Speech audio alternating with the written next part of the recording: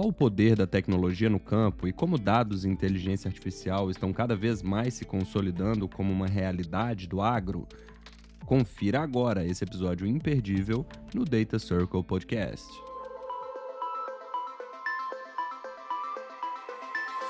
Bem-vindos e bem-vindas ao Data Circle Podcast, nosso podcast sobre AI e negócios, onde a teoria encontra a prática. Salve, salve, membros do Data Circle, a nossa comunidade que une a tecnologia com os negócios. Estamos aqui para mais um episódio do Data Circle Podcast. Eu sou Vitor Pontello e comigo hoje está aqui a Carol. Tudo bom, Carol? Prazer ter você aqui. Oi, Vitor. Muito prazer. Eu que agradeço a oportunidade de estar aqui, bater um papo contigo e compartilhar um pouco das experiências. Boa, boa. Carol, se apresente aqui pra gente um pouco. Fala um pouco do seu contexto, da área que você trabalha. Acho que tem muita gente estava conversando em off aqui antes de começar a gravar. Tem muita coisa interessante pra gente falar hoje aqui, mas dá um pouco do contexto aqui pra gente já puxar os ganchos da nossa conversa. Claro, vamos lá. Bom, eu sou Carol Valença, trabalho com Data um pouquinho mais de 15 anos, desde que eu iniciei minha carreira mesmo. Passei minha carreira aí por várias empresas através de consultoria, implementando soluções de Data e Analytics. Desde 2018, eu brinco que eu fui picada pelo mosquitinho do agronegócio, inicialmente pelo lado da consultoria. E aí, em 2021, eu migrei, né? Eu fui pro outro lado da mesa.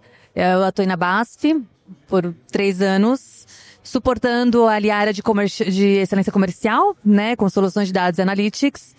E faz um pouco mais de 2 anos que eu estou na Yara, a Yara Fertilizantes, também do agronegócio. Também responsável pela área de Data Analytics para excelência comercial e experiência do cliente. Legal. Bom, agro, que é a espinha dorsal aqui do Brasil, né? Uma das áreas mais importantes da nossa economia. E todo mundo sabe que agro é tech, né? Que a tecnologia no agro já alcançou níveis tão altos quanto de outras áreas da indústria. Mas especificamente sobre o contexto que você trabalha, como que vocês têm utilizado, né, historicamente os dados ali para alcançar uma eficiência maior, para conseguir gerar valor ali na ponta dentro do contexto do agro? E aí pode falar no contexto que você trabalha e também do seu conhecimento do mercado. Claro.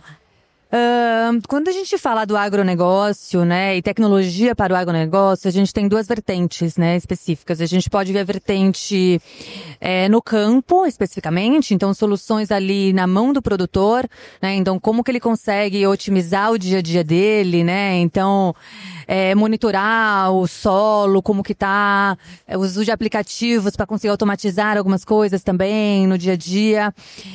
E também tem, obviamente, do lado da indústria, que é no nosso caso aqui, como que a gente traz o mais valor, né, para o time de campo, então no nosso caso, para o time comercial, para o time de marketing, que está no dia a dia ali lidando com muitos desafios, que a gente sabe, né, do agronegócio, muitos desafios.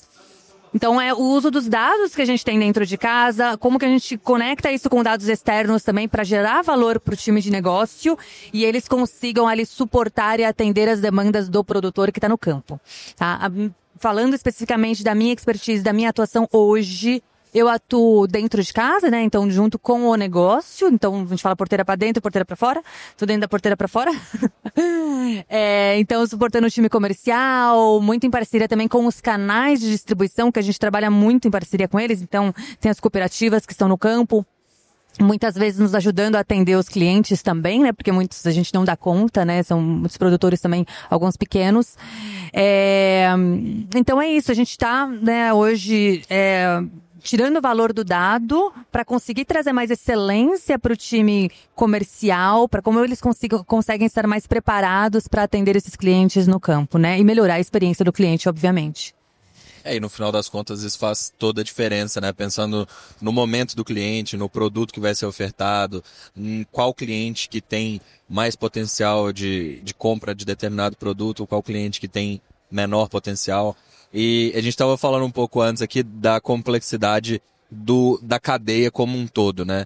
O agro tem uma peculiaridade de estar muito exposto a diversas coisas que acontecem não só no mercado nacional, né, no Brasil, como no mundo. Fala um pouquinho pra gente de como que isso acontece na prática e como que todos esses eventos mundiais aí afetam desde o fertilizante que vai ser produzido até, no final das contas, o produto que o produtor final gera ali no processo de produção como um todo. Esse é um dos processos mais críticos que a gente chama de risco de exposição, que é justamente essa complexidade que nós temos de timings de compra da nossa matéria-prima, né? Importar nossos produtos e a venda, né? Como que a gente se posiciona para o mercado ali, para os clientes. Como a gente está falando de commodities aqui, né? Commodities desde algumas matérias-primas, né? Que a gente importa, como também a decisão de compra do produtor, que é o nosso cliente final, depende do valor das commodities. Porque para o produtor final, para ele vai comprar um insumo para a fazenda dele de acordo com qual é o poder de troca que ele tem na mão, né? Então, quantas sacas, por exemplo, de soja que ele planta quantas sacas são necessárias para ele comprar tanto de fertilizante para a próxima plantação que ele vai fazer, por exemplo, né? E isso é tudo uma estimação, né? Então tudo para frente, né? Vou comprar agora para plantar daqui 2 meses, vou aplicar produto depois, né? Antes e depois também, e na colheita só, né? No final da safra. Então, e são muitas variáveis que impactam, né? Desde dólar, o preço da commodity no mundo, então oferta e demanda.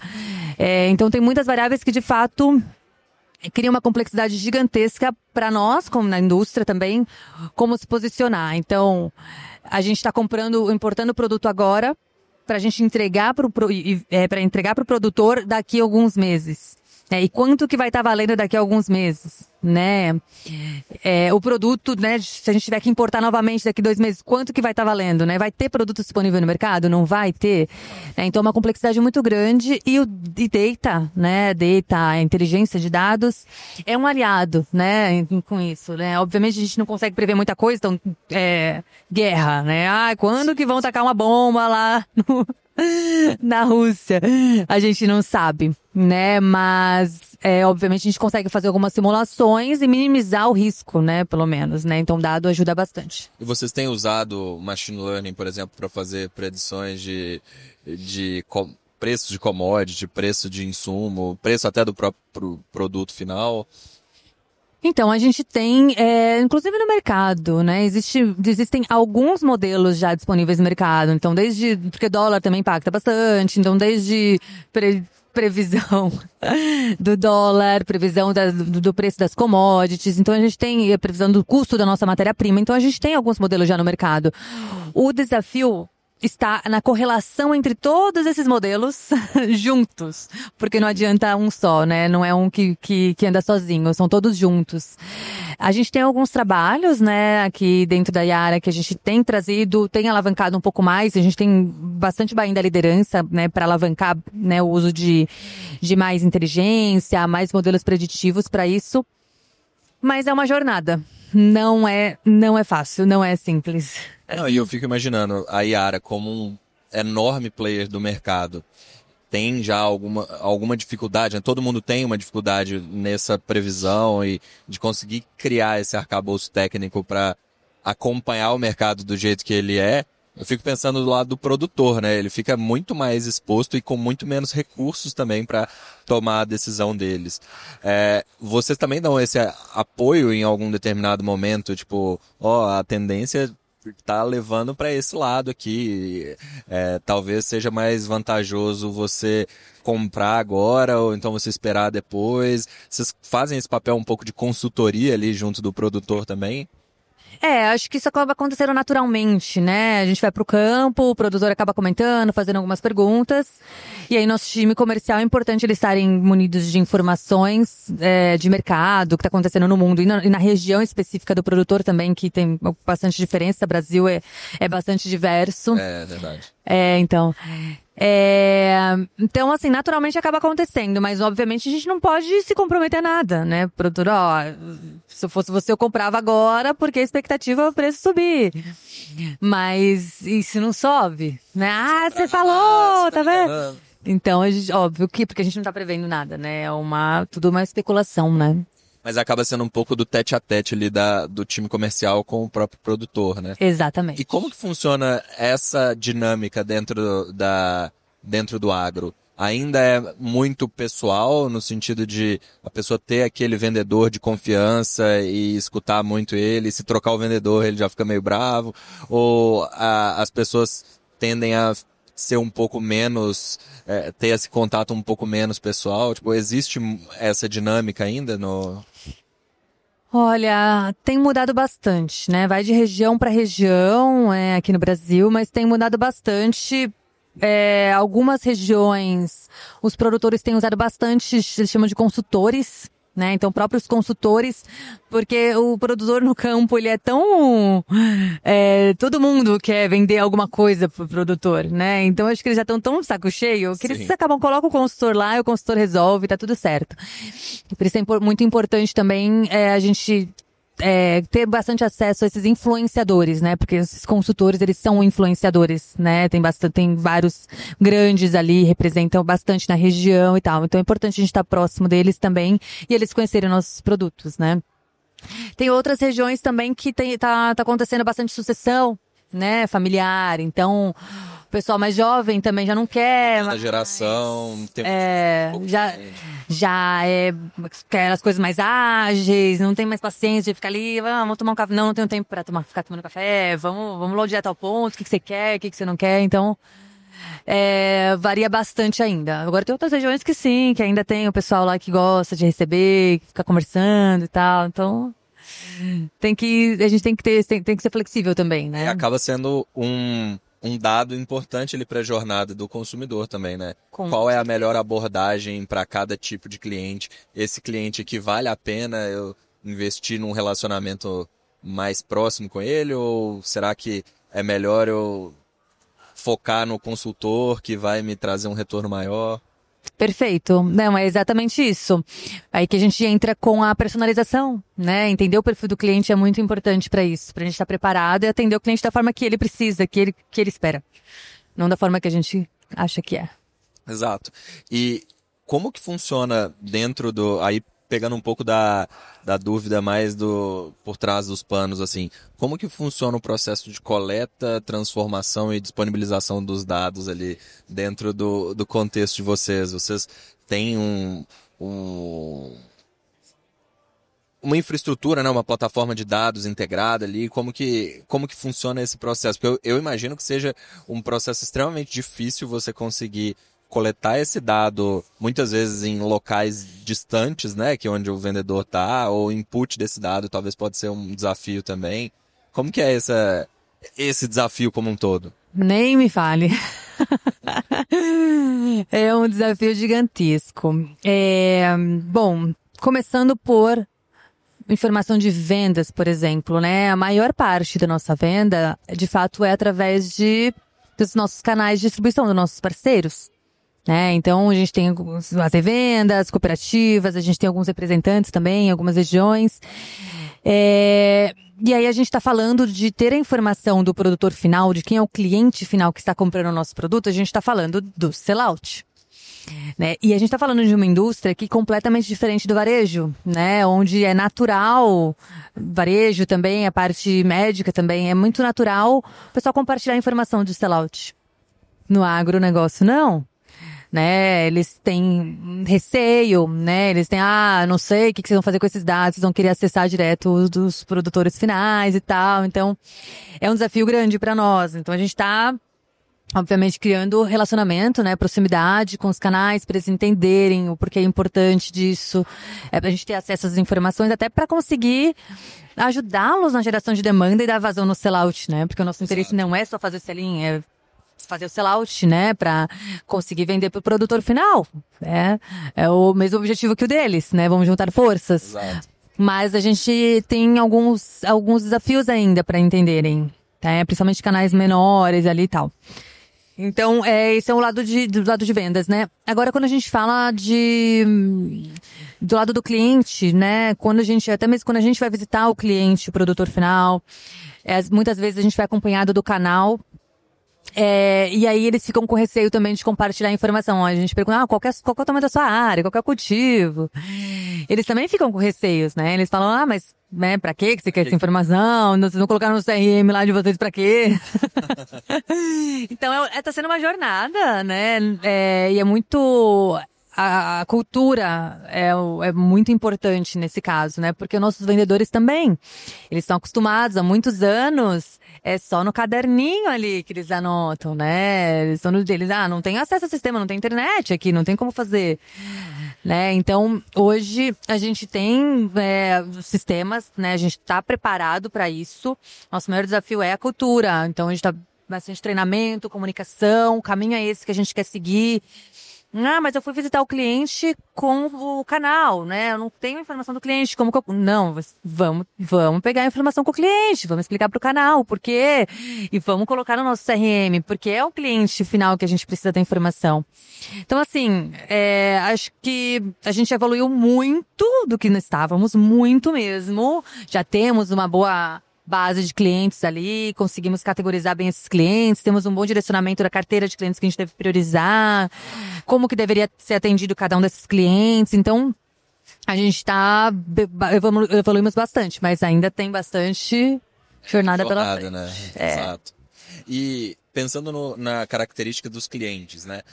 Como que se diferenciam esses clientes, pensando em porte, região, integração com a tecnologia ou não? Tipo, como que vocês, se puder compartilhar, tá? Como que vocês segmentam parcialmente, pelo menos quais são as características mais importantes ali que diferenciam o comportamento dos produtores no geral? Claro. Primeiro o tamanho do cliente, né, da área plantada dele, e o cultivo que ele planta, porque a gente tem alguns cultivos foco, né, que tem alguns produtos nossos mais estratégicos que são específicos para alguns produtos, né, então tem alguns cultivos também que são mais relevantes para nós.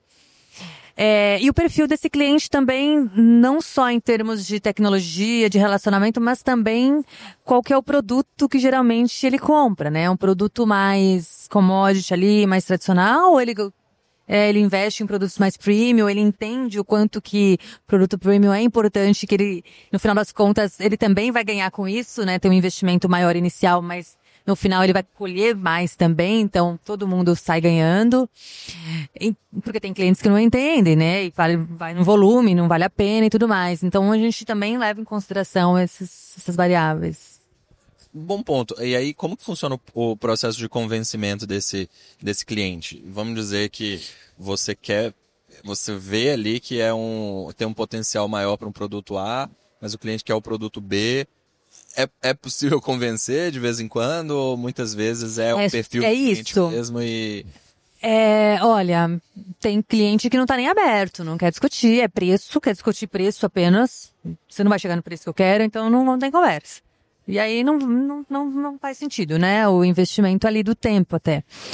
Agora tem clientes que tá aberto, né? E a gente tem que vender o valor que tem o produto, né? Não vale a pena discutir sobre o preço ali, porque se a gente for colocar no papel mesmo na conta, a conta fecha. Vale mais a pena se investir mesmo. Mas tem cliente que não tá aberto. Então é entender. Acho que a gente deu uma passada geral aqui por alguns temas específicos, mas no final das contas, o processo de relacionamento com o cliente é muito parecido com um processo de gestão de carteira de clientes, né? Então, casos de uso do tipo churn, prospectação, né? Recomendação de leads, produtos, cross-sell, de upsell, de recomendação de produtos, etc. Todos eles entram dentro do espectro ali do dia a dia de vocês também. Entra. Alguns desafios diferentes que a gente tem, né? Então, primeiro, o acesso à informação do cliente que comprou via canal de distribuição, né? Então pode ser que a gente está falando que é um churn, mas na verdade não é um churn. Às vezes ele comprou nosso produto, mas comprou via canal de distribuição e a gente não tem acesso. Verdade. Né? Ou então é um pool de clientes ali que eles fazem, né? Tem muito também esse cenário no agro. Eles se juntam para fazer algumas compras juntas, alguns produtores. E aí você pode também falar que é churn, mas não, eles compraram via o pool e não comprou via o produtor sozinho. Tem grupos familiares também. Então tem alguns desafios que a gente entra quando a gente fala tanto de churn quanto de recomendação de produto. É porque a recomendação de produto você obtém através do histórico de compras, né? Entendeu? O perfil daquele cliente. Sim. Se você não tem todo esse histórico porque você perdeu uma pontinha, você acaba recomendando, pode recomendar algo que não é tão acurado. E aí isso a gente vai amadurecendo e aprendendo na prática, querendo ou não. Tem que errar e melhorar, né? Então, às vezes, o cliente tem que ser elegível para recomendação, pensando, não, esse cliente eu tenho dados suficientes para recomendar. Os dados estão mais confiáveis, vamos dizer. Melhor não, porque eu não sei se... É isso aí. É isso aí. Legal. Mas eu acho que muito mais do que ter um produto para recomendar hoje, é como que a gente mune o nosso time comercial, na eficiência no campo, para ir no cliente certo e entender, né, ter uma visão 360 desse cliente, do histórico de compra desse cliente, qual é o perfil desse cliente. Então, acho que muito mais do que uma recomendação, qual que é o produto ideal para você recomendar ali, é trazer todo esse histórico, porque aí o comercial mesmo, ele vai entender, não. Então, de acordo com isso, acho que o feeling dele, com o bate-papo com o cliente, ele vai entender qual que é o produto ideal para aquele cliente, sabe? Então, a gente está muito mais numa jornada de munir o comercial de bastante informação ali, do essencial que ele precisa, de forma fácil. Legal. Porque o que acontece também, tá? Um outro desafio, são muitos, tá? Muita rotatividade. A gente tem muita rotatividade no campo de comercial, que vai e volta. Então, se a gente não tem informação no sistema... Essa informação se perde, né? Se perde. A pessoa vai chegar e vai fazer tudo de novo. Imagina, do zero, não tem informação nenhuma, fica perdida, onde que eu vou e tal. Então, isso também a gente está endereçando bem agora. Legal. E, bom, acho que pensando na evolução da tecnologia, e essa evolução chega em todas as indústrias, inclusive o agro, como que tem sido a adoção e os casos de uso de, por exemplo, Agentic AI relacionado ao campo? Porque, bom, a gente está falando aqui ao campo pensando muito mais no consumidor, mas tem toda uma cadeia de valor industrial por trás ali no contexto da Yara, né? Você pega a matéria-prima, importa essa matéria-prima, muitas vezes o produto é finalizado aqui no Brasil e esse produto é distribuído depois. Então, tem toda uma série de oportunidades, pensando nessa cadeia de valor, de utilização de o que tem sido falado de IA tradicional, né? Mas modelos de machine learning para o processo produtivo como um todo, mas também de GenAI, Agentic AI, dentro do contexto tanto de relacionamento com o cliente, quanto de compra de produto, venda de produto. Como que tá? E todo dia a gente passa por atualizações e novidades relacionadas a esse mundo de dados e inteligência artificial. E como que isso tem impactado na prática ali o contexto do agro como um todo? Olha, é um mar de oportunidades. De fato. Na Yara, a gente tem hoje, no nosso institucional, a gente tem uma agente lá ali, um chatbot, que por detrás tem um LLM, muito mais para endereçar algumas dúvidas ali do nosso cliente que acessa, né, nosso institucional. E dentro de casa a gente tem várias oportunidades que a gente tem trabalhado, não vou negar, não tem nada muito maduro, infelizmente, mas a gente está começando, tem que começar, né? Exato. E oportunidades desde como que a gente de fato se antecipa ao mercado, monitora, né, de forma ativa o que está acontecendo no mundo e como que isso impacta, né, nas nossas tomadas de decisão, de compra de produto, de venda de produto, posicionamento no mercado e tal. Mas também de munir informações para o time comercial, né? Então, vou visitar um cliente hoje. O que eu devo fazer? Qual que é a sua recomendação? Esse cliente que você visitou, na última vez que você visitou ele foi tanto, ele comprou isso, o perfil dele é este, na região dele, atualmente está neste momento aqui do plantio, para esse cultivo, a previsão de chuva é essa, a previsão da commodity é essa, então a recomendação que você faça é isso, o script ali de atendimento, sabe? A gente tá começando, né, nessa jornada agora. Até porque se não tiver dados acurados, de nada adianta, você vai ficar difícil. Você vai ter vários agentes ali que não vão ser acurados também, né? Então, a prioridade é essa. Esse processo dos dados, ele acaba sendo a base de tudo, né? No final das contas, a gente está falando aqui de inteligência artificial. Bom, no modelo de machine learning é bem óbvio, mas no modelo de agentic AI também, né? Porque no final ele vai ter que consumir algum dado para conseguir entender o contexto específico daquela aplicação. É isso. A gente tem que ter dados, e dados acurados, dados com qualidade, porque senão vai sair a recomendação sem qualidade também. E aí a gente acaba perdendo também a confiança, né, do usuário. Então tem que pensar bem no timing que a gente vai lançar. Uma coisa de cada vez, é muita coisa nova, o pessoal se assusta também. Tem esse desafio de adoção também. Pensando também, acho que um desafio grande aqui, pelo que a gente está falando, e como um todo, é a visão de produto do que é desenvolvido ali, né? Pensando no usuário mesmo.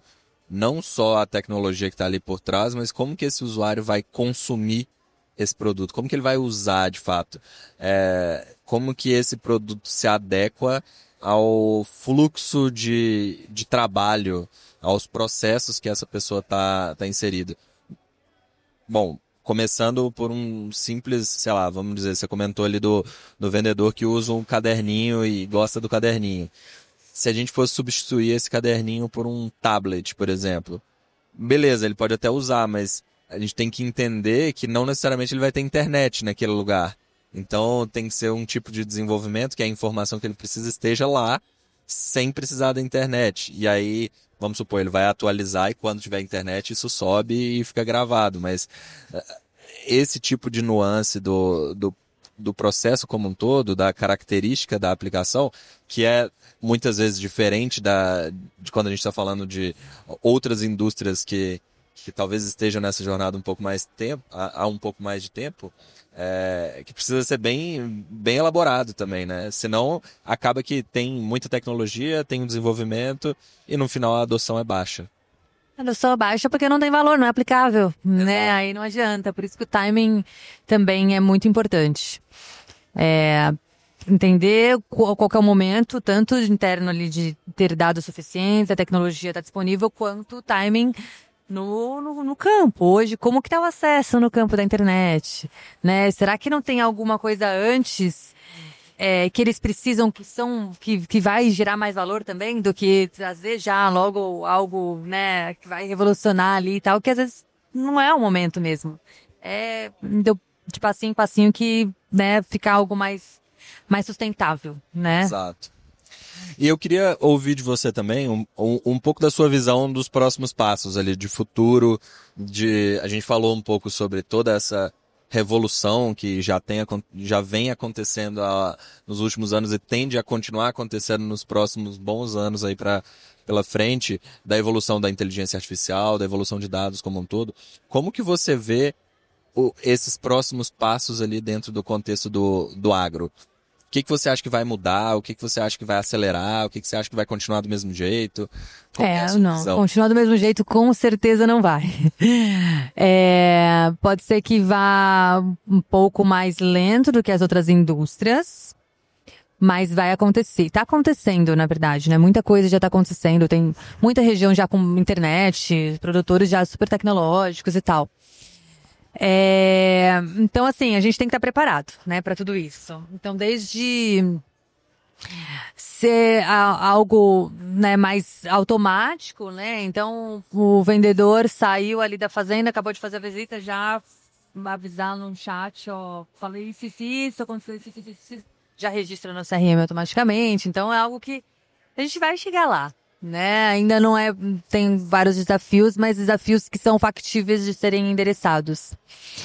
E também desses agentes, né? E modelos preditivos também, eu acho que conforme a gente vai evoluindo tanto de máquina, acesso a mais informação ali e tal, a gente vai conseguindo se antecipar um pouco mais, conseguir simular mais cenários, mas a gente não vai chegar no momento que a gente vai conseguir prever uma guerra. Isso não vai acontecer. uma pandemia. Era, né? Nesse momento, ali a gente não chega, mas estar mais preparado e quando acontecer a gente conseguir agir rápido, certamente.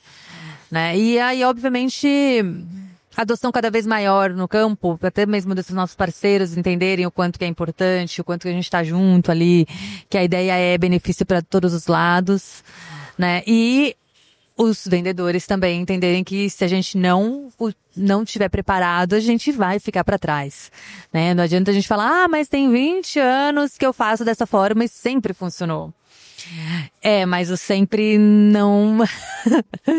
Chegou a hora de mudar, né? Chegou, não tem como, né? A gente hoje em dia o mercado está muito mais competitivo, os produtores têm mais acesso à informação, então eles estão mais exigentes também. Então a gente tem que estar mais preparado, né? E estar mais preparado é ter acesso a dados, a inteligência dos dados, tirar valor desses dados, né? E saber usá-los. Acho que você tocou em alguns pontos interessantes aqui. Por exemplo, os produtores já têm acesso a boa parte dos dados, né? Eles têm acesso à informação. Então, naturalmente, o nível de maturidade da indústria já está alto. Então, a pessoa que não tem acesso, não é que ela está deixando de ser melhor, ela está ficando para trás hoje já. É isso. Então, acho que o nível de exigência, até pensando na sua fala, ele tende a cada vez subir um pouco mais. Ele vai gradualmente subindo mais no sentido de, cara, como assim daqui a pouco a fala vai ser, como assim você não tem internet na sua fazenda toda? Tipo, como assim tem alguma parte da sua fazenda que a internet não pega? Sabe, uma coisa que é natural em alguns momentos aqui, já foi mais natural do que é hoje, mas daqui a pouco vai ser quase inadmissível você ter uma fazenda ou uma produção que não esteja totalmente conectada com o maquinário, com o sensor, com a IoT, coletando esses dados, coletando inclusive informações do mercado para entender se eu devo esperar para colher ou se eu devo colher agora, comprar o fertilizante agora ou daqui a pouco. Isso aí. E aí acaba que vocês, como fornecedores desses produtores, acabam ficando, de certa forma, pressionados em algum momento também, porque eles não vão aceitar simplesmente a informação. Não vão. Eles vão te questionar. Como assim você está me falando que eu tenho que comprar agora se eu olhei aqui que a previsão do dólar vai cair? Não vai colar mais. Eu não vou conseguir vender. Já não cola mais. É isso aí. É o produtor falando, como assim? Você não sabe que eu não preciso desse produto, eu preciso desse produto. Como você não sabe disso? Né? Então, você está falando que eu preciso desse produto por quê? Você tem que saber responder, senão ele vai te questionar e dentro da cadeia de valor dele também vão ter pessoas ali que entendem do assunto e vão trazer um ponto de vista diferente. Então, acho que como um todo, é uma área que já evoluiu muito, se for pegar de 10 anos para cá, né? Muito. A evolução do agro talvez seja uma das indústrias que mais mudou nos últimos anos. E a tendência é de mudar ainda mais, porque foi talvez uma das indústrias que demorou um pouco mais a começar, mas rapidamente o pessoal já está correndo atrás do... O pessoal entendeu que o agro não é diferente. Não, mas aqui o agro não funciona. No começo eu vi muito isso. Uhum. Não, mas isso aí não funciona pro agro, não. Isso aqui é diferente. Aqui no campo é diferente. Vocês estão no escritório e vocês não entendem. Agora o pessoal tá começando a entender. Não, peraí. De fato, acho que a gente precisa estar mais preparado aqui mesmo. Ou talvez como é que vocês ajudam? Diferente, mas não nesse ponto específico, né? Tipo, a inteligência artificial também funciona. Talvez ela precisa ser adaptada para aquele contexto. Sempre tem que ser adaptada, tem que ser específico e aplicável para o negócio. Mas não vai ficar de fora. O agro não vai ficar. O agro é pop, o agro é tech mesmo. E pensando no contexto do Brasil, tem algumas regiões que têm culturalmente mais... existe uma penetração maior na tecnologia, por exemplo, tem uma adoção cultural, histórica, a inovação tecnológica maior que outras, assim, ou tipos de produtor que tendem a arriscar um pouco mais, tendem a ser mais early adopters ali de tecnologias mais disruptivas para a indústria? Tem, com certeza. Principalmente acho que produtores maiores também, né? Que eles precisam, de fato, automatizar certas coisas, né, certas aplicações ali no campo e, por exemplo, aplicação por precisão, né? Então, um produtor menor, a diferença, se ele fizer uma aplicação por precisão, não é tão grande quanto um produtor maior, que ele vai fazer vai aplicar só onde exatamente precisa, então no volume que ele tem, que ele precisa aplicar o produto, a diferença é gritante, né? Então eles acabam adotando muito mais essas tecnologias, né, de fato. Acho que é muito mais do que região. Obviamente tem algumas regiões que têm produtores maiores, né? Por exemplo, Mato Grosso ali, então as fazendas bem maiores. Mas acho que é muito mais questão de tamanho mesmo. Do porte, né? Faz sentido, né? Porque o baseline também é muito... O investimento é alto, né? Exato. Então vale a então, pena. Se você coloca 1% de economia num baseline muito maior, isso aí. O retorno acaba isso. sendo muito maior também. É isso. E, na sua visão, qual que é a importância de você, como pessoa de dados e inteligência artificial do agro, qual que é a importância desse tipo de evento, igual a gente está aqui hoje, na sua inspiração de troca de conhecimento? O que esse tipo de evento que reúne lideranças ali de várias indústrias diferentes traz para você, no seu ponto de vista ali de benefício? Por que é interessante esse tipo de evento? Eu vou ser sincera que eu tenho selecionado bastante os eventos de data que eu tenho participado, tá? Porque às vezes aparecem muitos eventos e você vai ver muito assim, sabe, do mesmo ali e tal. Então acabaram gerando muito valor. Muitos cases que são apresentados que não entram muito no detalhe, não fala, né, muito a realidade ali e tal. E AI Data Leaders é um dos que eu tenho priorizado. Eu vim no ano passado também, tô aqui esse ano de novo. Eu acho que tem bastante valor, principalmente na troca com as pessoas, né? Então, nos intervalos ali, você acaba batendo um papo, como é que você tá, quais são os seus desafios, como é que tá isso. Então, gera valor porque você sai um pouco da sua caixinha, né? Os desafios às vezes são os mesmos, você entende como que as pessoas estão lidando ali. Fora os cases, né, que estão sendo apresentados. Então, os cases bem legais, né? E você entende também como que cada empresa tá mais madura, mais avançada, como que eles conseguiram chegar lá, qual foi a jornada. Então, acho que é uma troca legal.